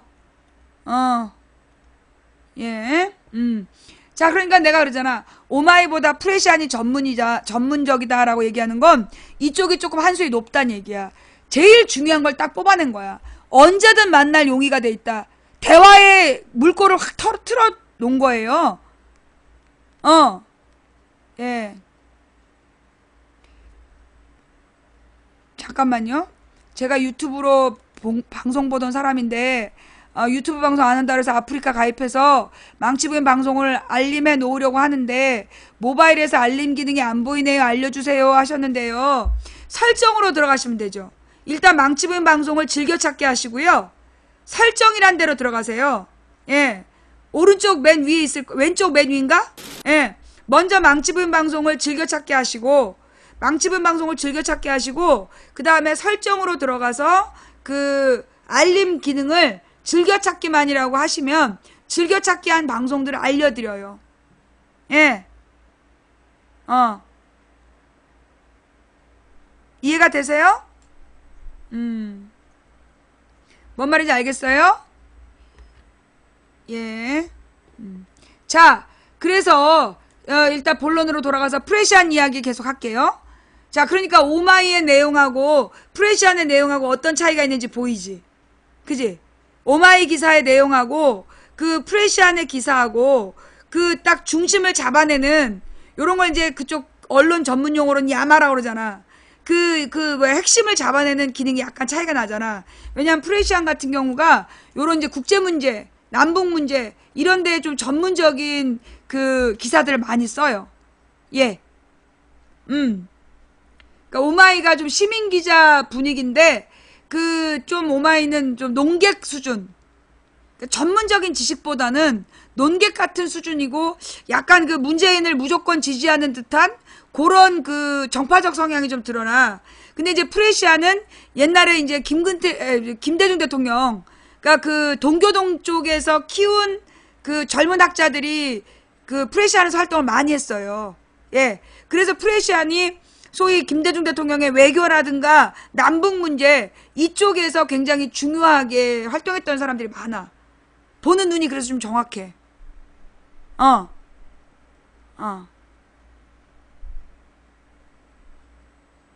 네. 그러니까 이제 외교나 남북 문제는 프레시안을 많이 보실 필요가 있어요. 프레시안에서 글 쓰는 기자들이 조금 전문적이야. 오마이보다. 예. 자, 그러면 이제 한번 또 볼까요? 이게 되게 중요한 거야. 왜냐하면 ICBM을 발사했기 때문에 사실은 이번에 강경 대응책으로 발표할 거라고 생각했어. 국제사회에서 제재를 강화하자 요런 쪽으로 발언하고 그 북한을 맹비난하는 쪽을 강조할 거라고 다 예측했단 말이야. 그런데 언제 어디서든 김정은을 만날 용의가 있다. 강력한 대화 의지를 천명한 거예요. 어떻게든 평화적으로 풀어가겠다는 얘기를 한 거야. 그래서 어제 베를린 선언이 중요한 거예요. 예. 그리고 지금 평화협정을 추진하겠다 라는 말도 굉장히 중요한 말이야. 그래서 이게 지금 무조건 대화하겠다, 그리고 평화협정을 추진하겠다, 그렇게 던지면서, 그러면서도 북한 이번이 마지막 기회다, 선을 넘지 마라 라고 이제 그 국제사회를 안정시키는 한마디를 넣은 거예요. 요거 한마디가 추가됐대. 그래서 중요한 말이에요. 독일을 방문 중인 문재인 대통령이 6일 나는 여건이 갖춰지고 한반도의 긴장과 대치 국면을 전환시킬 계기가 된다면 언제 어디서든 북한의 김정은 위원장과 만날 용의가 있다면서 북한의 남북 정상회담의 의지를 드러냈다. 이거 봐. 남북 정상회담의 의지를 드러냈고 여건이 갖춰진다면 갖춰지고 한반도의 긴장과 대치 국면을 전환시킬 계기가 된다면 자, 이 계기가 된다면이란 말은 또 이제 여러 가지 해석이 가능하겠지만 어쨌거나 이 조건이 된다면일 수도 있지만 그런 계기가 될 수 있다면도 되겠죠. 중의적으로. 예. 언제 어디서든 북한의 김정은 위원장과 만날 용의가 있다. 그러면서 북한의 남북 정상회담의 의지를 드러냈다. 이게 정확하게 이걸 딱 간파한 거지. 정상회담에 대한 의지. 요렇게. 이 사람들이 약간 이쪽이 전문가라서. 이날 신베를린 선언이라는 의미를 담은 독일 퀘르버 재단 초청 연설에서 핵 문제와 평화협정을 포함해 남북한의 모든 관심사를 대화 테이블에 올려놓고 한반도 평화와 남북 협력을 위한 논의할 수 있다며 이렇게 말했다. 문재인 대통령이 남북 정상회담을 공식적으로 언급한 것은 취임 이후에 이번이 처음이다. 이거 봐. 이 말이 왜 중요한지를 딱 찾아내는 거야. 남북 정상회담을 처음으로 공식적으로 언급했다. 예. 문재인 대통령은 남북 정상회담에 대한 한 번으로 되지 않을 것이다. 시작이 중요하다. 자리에서 일어서야 발걸음을 뗄 수 있다. 그러면서 북한의 결단을 기대한다고 거듭 강조했다. 일단 여기서 지금 오마이뉴스 같은 경우에는 이제 북한의 선택이 중요하다라고 어떤 문재인을 쉴드시기 위한 뭔가 이제 이게 잘못되면 이건 북한 탓이야.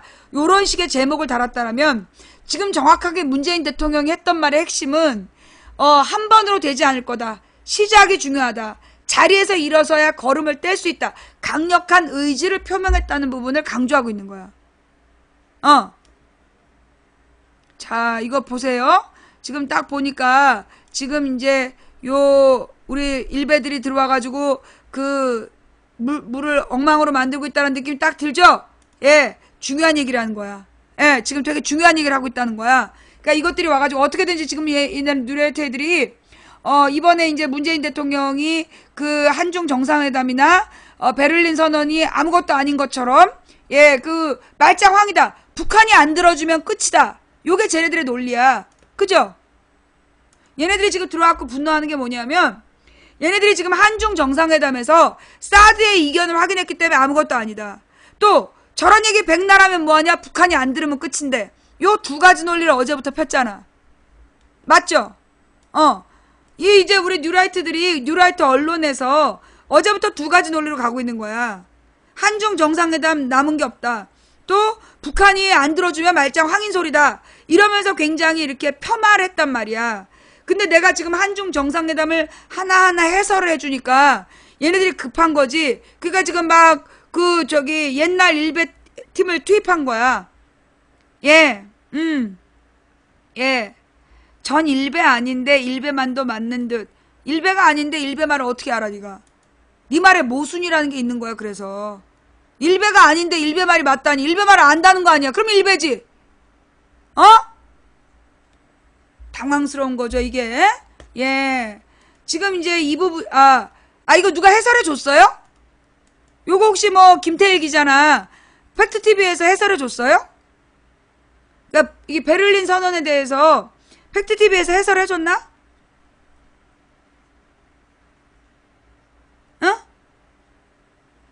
아니면 뭐 어저께 그 손석희 뉴스에서 해설했어요?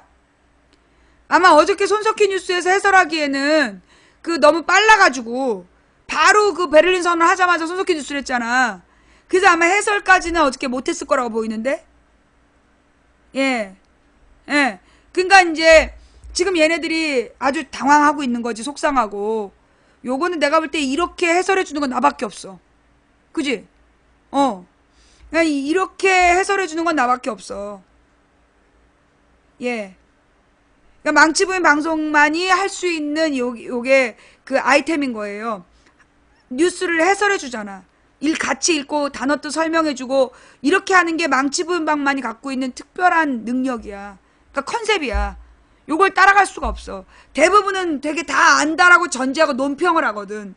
근데 알지 못하는 상태에서 논평을 하기 때문에 그게 못 알아듣는 거예요.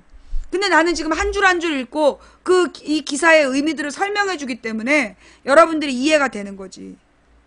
예. 이제 유튜브에서 못 들어요. 오늘이 마지막이야. 예. 이제 유튜브에서는 예, 요런 뉴스 해설을 오늘 마지막으로 듣게 된다는 거.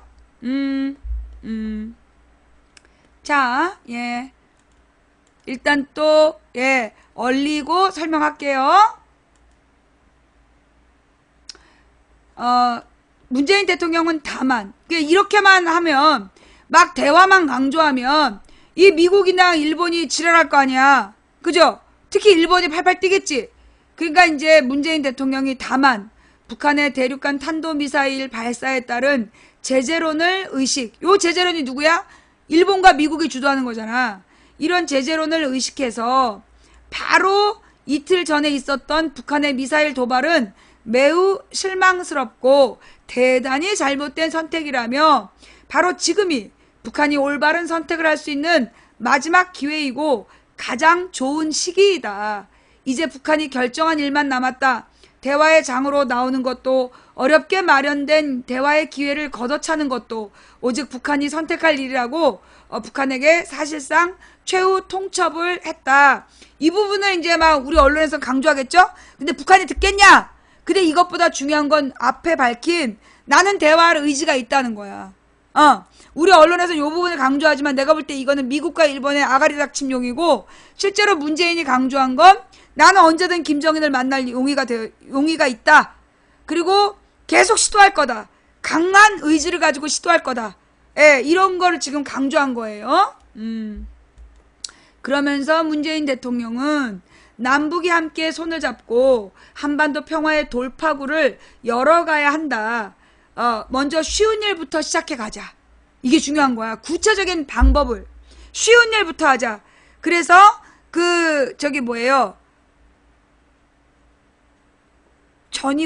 뭐지? 그 네 글자로 있던데?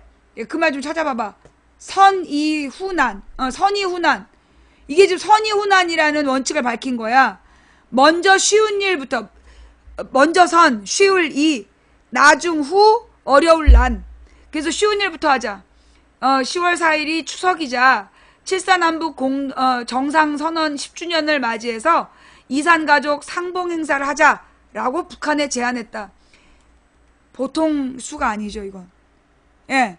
이 부분은 굉장히 우리나라에서부터 치밀하게 준비된 내용이야. 예. 10월 4일에 추석 이날 7월 4일이 추석이자 7.4남북 공동선언 10주년이니까 요때 이산상봉 행사를 하자. 이거 아주 준비 많이 한 내용이에요. 내가 볼 때는 추석에 이산상봉 아주 이거 감동적이거든. 예. 엄청난 명분을 주는 거야. 예. 이거는 정서적으로 국민들이 방해하지 않거든. 왠지 명절에는 가족을 만나야 되니까. 그죠? 이게 진짜 치밀한 준비가 있었다는 걸 알 수 있어요. 그 다음에 문재인 대통령은 북한이 한 걸음 더 나갈 용의가 있다면 이번 이산상봉에서 성묘 방문까지 포함할 것을 제안했다. 한마디로 이산상봉은 무슨 금강산 호텔이라든가 판문점에서 만나는 거잖아. 그런데 성묘 방문이다. 요거는 뭐냐? 고향 방문. 한마디로 북한과 민간 교류를 다시 시작할 밑밥을 까는 거야. 북한에 대한 민간 교류, 지역 교류를 위한 밑밥을 까는 거야. 지금 성묘 방문이라 한마디에 굉장히 많은 의미가 들어가 있는 거야. 이산가족 상봉을 논의하기 위해서 남북 적십자회담을 희망한다. 구체적으로 준비가 다 되어 있었다는 거야. 남북 적십자회담 개최를 계기로 대화의 물꼬를 트자고 제안한 셈이다. 핵심을 딱 짚어낸 거죠. 문재인 대통령은 또 평창올림픽에 북한이 참가하여 평화올림픽으로 만들자. 군사 분계선에서 적대 행위를 상호 중단하자. 세 가지를 제안한 거야. 그러니까 10월 4일에 남북 이산가족을 만나면서 성묘까지 하자. 그리고 평창올림픽에 평화올림픽을 만들자. 참여해서. 북한 참여해서. 세 번째, 군사 분계선의 적대적 행위. 이게 뭐겠어? 대북 방송 같은 거지. 요런 걸 중단하자. 서로 상호 비방 방송이라든가 상호 비방 삐라 뿌리기 이런 걸 중단하자는 제안이에요. 예. 지금 무슨 일이 벌어진지 알겠어요? 지금 베를린 선언에서 뭔 얘기를 한지 알겠어?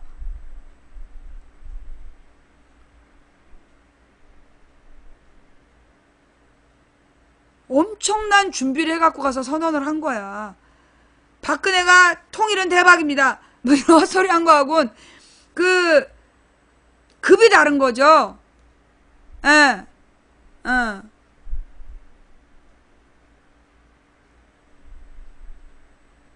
네.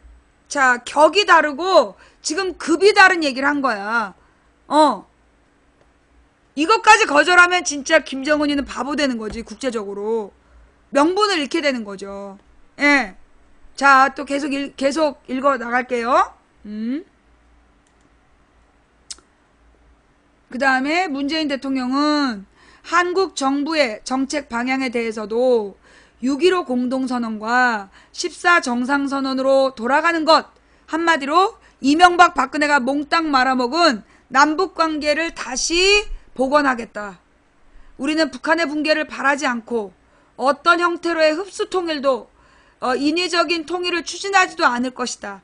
그래서 산무선언, 북한의 붕괴를 바라지 않을 것이고 흡수통일이 없을 것이고 그 다음에 인위적인 통일 추진을 하지 않을 것이라는 산무선언. 되게 중요한 얘기예요. 내가 볼 때 이거 진짜 준비 많이 했어. 베를린 선언이 엄청난 선언을 한 거야 이거. 이렇게 구체적인 로드맵을 난 본 적이 없어요. 에? 이게 박근혜 통일은 대박입니다. 뭐 이런 개소리하고는 진짜 급수를 따질 수 없는 만레벨이야 만레벨. 예. 그닥? 알았어 잠깐만. 예. 뭐 그닥 중요한 게 아니라고 보이면 너는 나가. 예. 꺼져. 너 같은 애는 방송 볼 자격 없어. 예. 이게 왜 중요하냐. 지금 흡수통일, 인위적인 통일, 북한의 붕괴, 이게 뭐야. 이명박 박근혜가 주장해왔던 거야.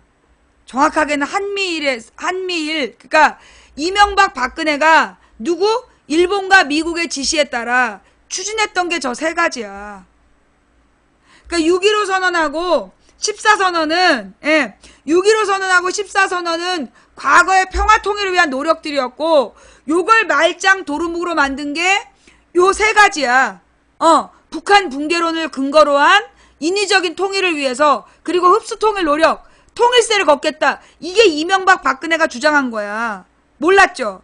그걸 안 하겠다. 이명박 박근혜의 북한 대북 정책을 포기하겠다. 저게 산무선언이야. 예.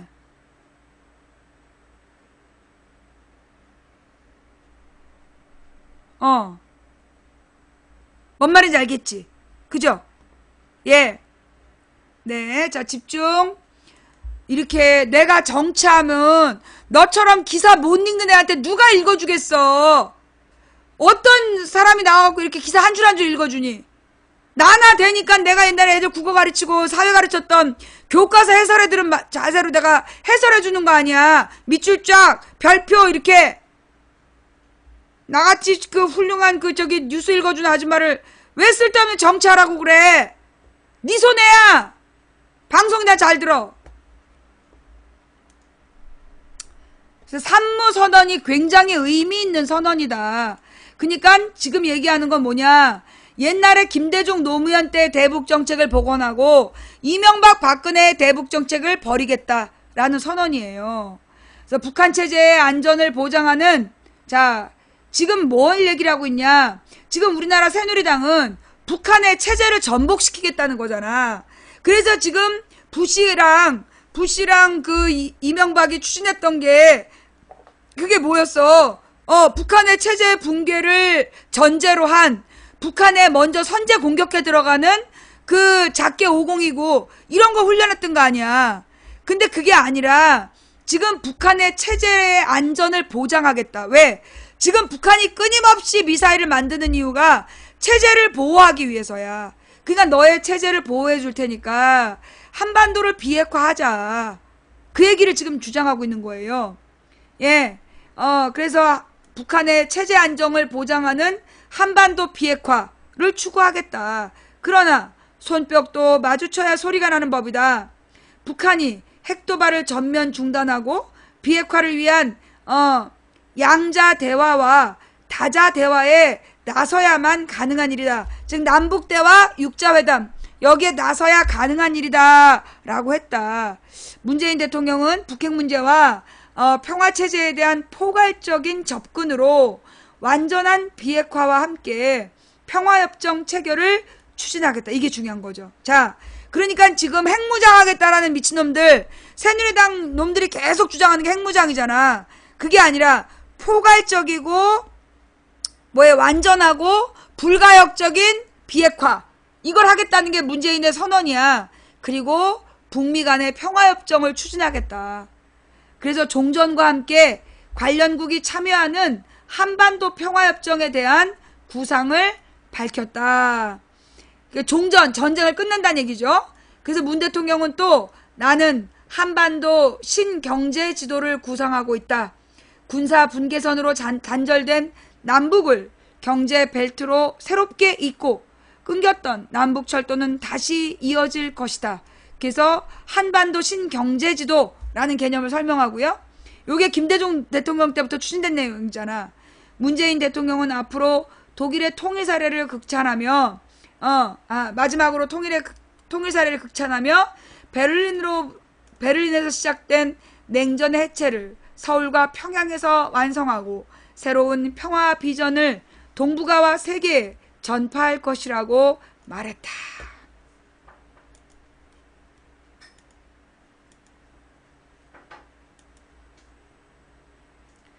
박수가 나오죠. 예. 이 연설문의 전문이 밑에 실려 있어요. 예. 야, 30분을 읽은 내용이라 긴데, 예, 내가 이걸 다 읽지 못하고, 프레시안에서 그 핵심을 짚어놓은 부분만 같이 읽어드린 거예요. 자, 어때요? 지금, 어저께 베를린 선언, 그리고 한중 정상회담에 대한 망치 부인의 해설이 틀렸을 수도 있죠? 네, 틀렸을 수도 있어요. 그러나 제가 아는 한도에서는, 굉장히 중요한, 유의미한 성과들을 남겼다. 굉장히 중요한 유의미한 성과들을 남겼기 때문에, 그래서 우리가 이걸 비하하고, 문재인이 뭔가 잘못한 것처럼, 그런 자들에게 우리가 해줄 말은 뭐야? 네가 망치를 몰라서 그래. 망치 부인의 오늘 방송을 꼭 들어봐. 그럼 네가 얼마나 무지한 어둠 속에 있었는지를 알게 될 거야. 예, 라고 설명해 주세요. 예. 어쨌거나 이런 망치 부인의 해설, 뉴스 해설은 유튜브에서 오늘까지만 올릴 수 있고요. 다음 일요일 방송부터는 올라가지 않는다는 거. 예, 일요일 방송부터는 올라가지 않는다는 거. 예, 우리 유튜브 시청자님들, 혹시 아프리카를 깔지 못해서, 영원히 망치 부인을 못 보게 되신다라면, 오늘이 마지막이네요. 예, 여러분들 언제나 건강하시고, 예, 유튜브에서 헛소리하는 많은 쓰레기들 사이에서, 그래도 진실의 빛을 보시길, 예, 진실을 깨달아 나가시기를, 제가 늘 기도하겠습니다. 건강하시고, 예, 행복하시기 바랍니다. 저는 아프리카에서도 앞으로 날마다 이렇게 뉴스를 해설하고, 그리고 새로운 소설을 써나가면서, 예, 새로운 소설을 써나가면서 망치 부인의 방송을 계속 할 거고요. 언젠가 망치가 보고 싶으면 아프리카 앱을 다운받으시고, 오른쪽 꼭대기에 있는 돋보기를 누르고 망치 부인 치시면 24시간 망치와 통화할 수 있다, 소통할 수 있다라는 거, 예, 그걸 기억해 주시기 바랍니다. 오늘 망치 부인은 유튜브 시청자들과 안녕을 고합니다. 네. 여러분들이 생각하시는, 정의와 제가 생각하는 정의가 다르지 않을 거라고 생각합니다. 저는 정의로움이란 약자 편파, 예, 피해자 편파 방송이 그게 정의라고 생각합니다.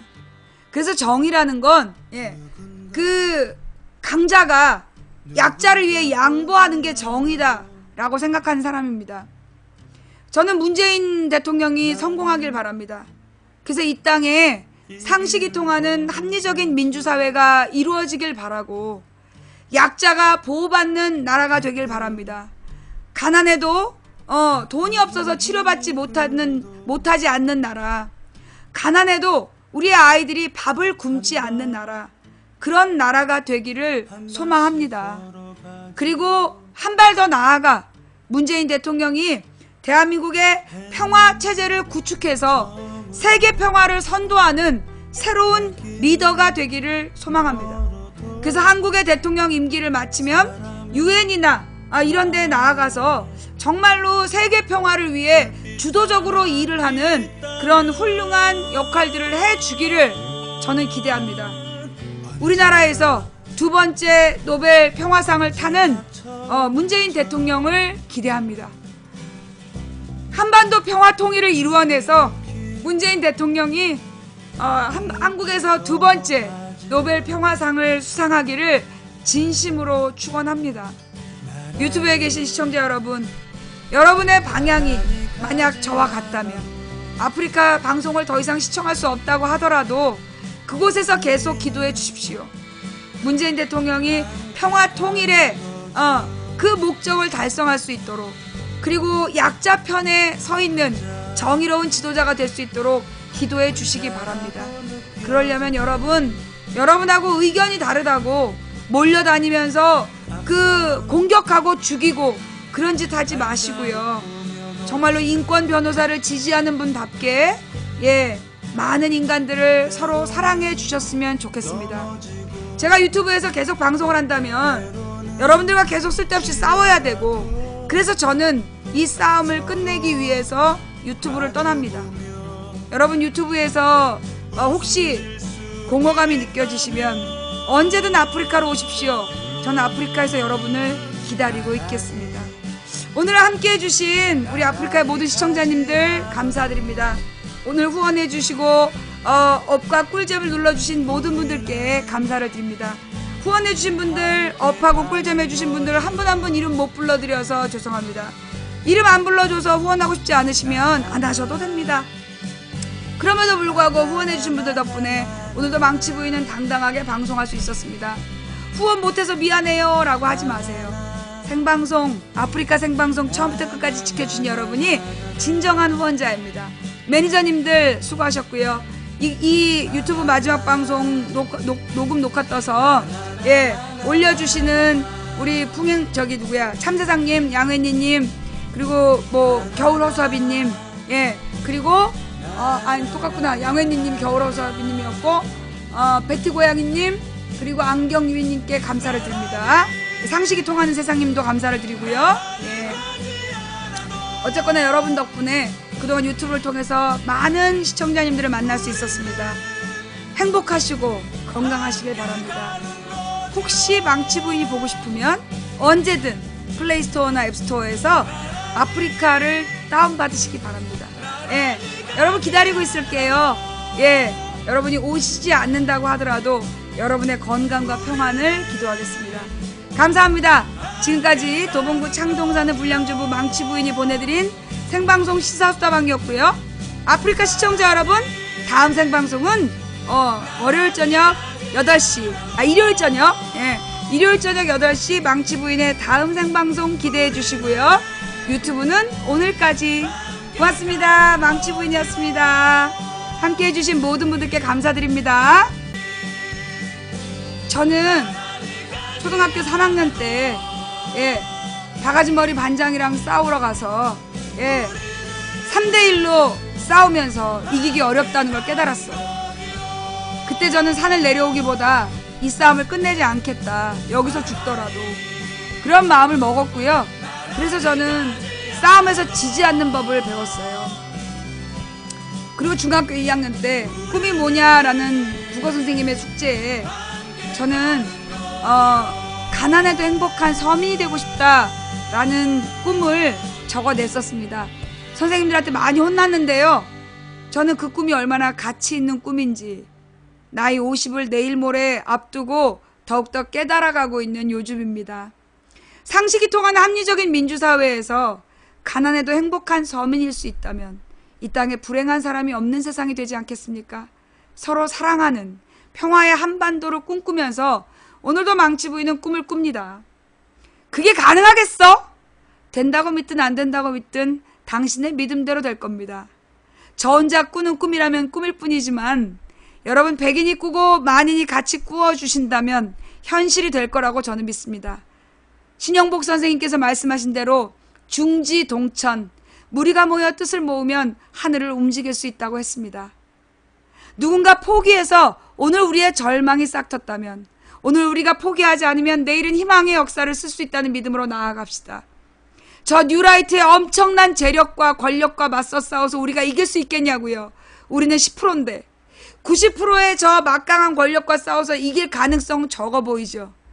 이기기 어려운 싸움에서 지지 않는 단 하나의 방법은 싸움을 포기하지 않는 것이다. 망치 부인은 영원히 싸워 나갈 거예요. 40년이 걸리든 50년이 걸리든 이길 때까지 이 지지 않기 위해서 계속 싸워 나갈 건데 같이 가시겠습니까?